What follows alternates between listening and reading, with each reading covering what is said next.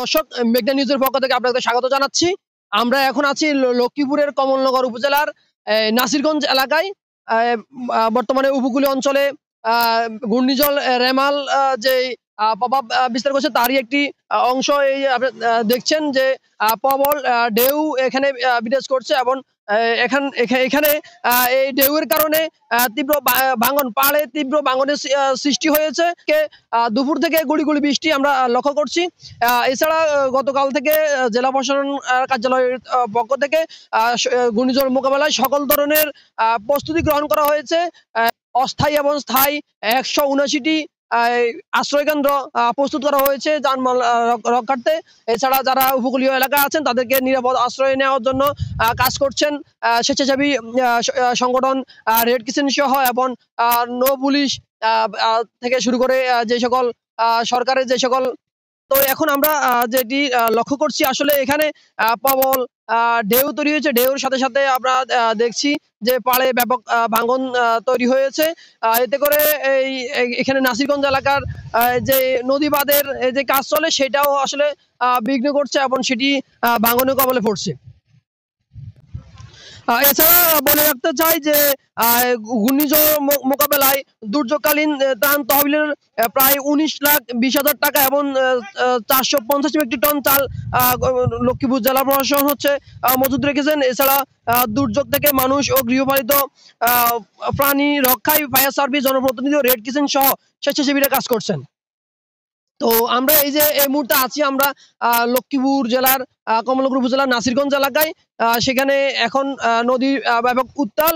এখানে এই বড় বড় ঢেউ আসে পড়ছে তীরে এবং ব্যাপক ভাঙন তৈরি হয়েছে। এতে আতঙ্ক বিরাজ করছে স্থানীয়দের মাঝে। তো আমরা এখানে কয়েকজন আছেন, আমরা তাদের সাথে কথা বলতে চাই। আসলে উনারা এই ঘূর্ণিঝড় যে উপকূল অঞ্চলে আঘাত আনার সম্ভাবনা রয়েছে, তারা আসলে এইটা নিয়ে তারা কি ভাবছেন এবং তারা কতটুকু এটা নিয়ে আতঙ্কে গ্রস্ত রয়েছেন। হ্যাঁ, আমরা ঘূর্ণিঝড় আসবে এটা হুইনা যার যার গবাদি পশু আছে সব মিলে আমরা সরাই লিয়ে গেছি। এমনকি আমরা ছেলে মেয়ে মা বাপ একরে নিরাপত্তা লিয়ে গেছি। আমরা যারা সাধারণ মানুষ আছি তারা আছি, যারা ইউনিয়ন পরিষদ আছে তারা আছি, এরকম আর সবাই সরিয়ে গেছে। আপনারা কি সবাই এই যে উপকূল এলাকা থেকে যে সরকার যে নির্দিষ্ট যে আশ্রয় কেন্দ্র তৈরি করেছে আপনাদের জন্য, সেখানে আপনারা গিয়েছেন কিনা এবং এই যে বাড়িঘর নদীর পাড়ে যে বাড়িগুলো আছে সেগুলো কতটুকু হুমকির মুখে রয়েছে? জি না, নদীর পাড় বাড়িঘর আছে এগুলা হুমকির মুখে আছে। আর আশ্রয় কেন্দ্র আমরা যাই নাই বলতে আমাকে যাদের দূরে বাড়ি আছে তারা বাড়ি গেছি গিয়া, আর যাদের আত্মীয় স্বজন আছে তাকে আত্মীয় স্বজন বাড়ি গেছি গিয়া। আশ্রয় কেন্দ্র যাবো, কিছু কিছু মানুষ যায় না, যাগো আত্মীয় স্বজন নাই তারাও যায় না। প্রশাসনের তরফ থেকে আপনাদের এইখানে কোনো মাইকিং করা হয়েছে কিনা বা আপনাদের থেকে নিরাপদ আশ্রয় যাওয়ার জন্য কোনো নির্দেশনা দেওয়া হয়েছে কিনা? আমাকে এখানে প্রশাসনের ইয়াতে কিছু হয় না। এমনি সিপিআই একটা সদস্য আছে, ওই সিপিআই সদস্য মাইকিং কালকে হইতে করতেছে।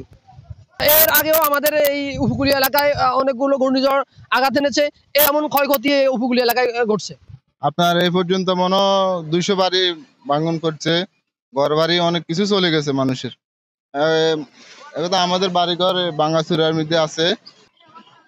ধন্যবাদ আপনাকে। তো দর্শক দেখছেন আসলে এখানে যে আমরা কিছুক্ষণ আগে আমরা যেখানে ছিলাম এখান থেকে অনেকটুকু আপনার হলো নদীর পাড় ভেঙে গেছে। এভাবে যদি ঢেউ আসতে পড়ে তাহলে পার্শ্ববর্তী যে ঘরবাড়ি আছে সেগুলো আসলে ভাঙার হুমকিতে রয়েছে। তো এই রয়েছে আমার উপকূলীয় এলাকা থেকে আমার সর্বশেষ তথ্য। ধন্যবাদ আপনাদেরকে।